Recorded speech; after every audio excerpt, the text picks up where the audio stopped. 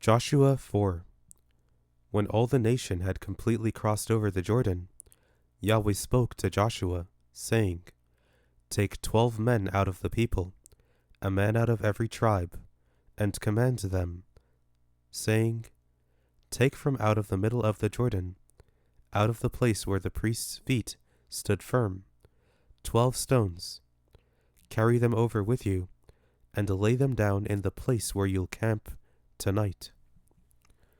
Then Joshua called the 12 men, whom he had prepared, of the children of Israel, a man out of every tribe.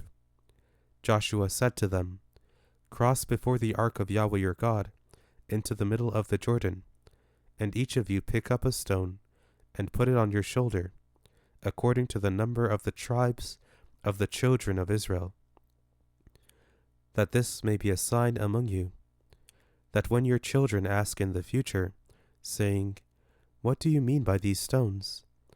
Then you shall tell them, Because the waters of the Jordan were cut off before the ark of Yahweh's covenant. When it crossed over the Jordan, the waters of the Jordan were cut off. These stones shall be for a memorial to the children of Israel forever. The children of Israel did as Joshua commanded, and took up 12 stones out of the middle of the Jordan, as Yahweh spoke to Joshua, according to the number of the tribes of the children of Israel. They carried them over with them to the place where they camped, and laid them down there. Joshua set up 12 stones in the middle of the Jordan, in the place where the feet of the priests who bore the ark of the covenant stood, and they are there to this day. For the priests who bore the ark stood in the middle of the Jordan, until everything was finished, that Yahweh commanded Joshua to speak to the people, according to all that Moses commanded Joshua. And the people hurried and passed over. When all the people had completely crossed over, Yahweh's ark crossed over with the priests in the presence of the people. The children of Reuben and the children of Gad and the half-tribe of Manasseh crossed over armed before the children of Israel, as Moses spoke to them. About 40,000 men, ready and armed for war, passed over before Yahweh to battle, to the plains of Jericho. On that day Yahweh magnified Joshua in the sight of all Israel, and they feared him, as they feared Moses, all the days of his life. Yahweh spoke to Joshua, saying, Command the priests who bear the ark of the covenant, that they come up out of the Jordan. Joshua therefore commanded the priests, saying, Come up out of the Jordan.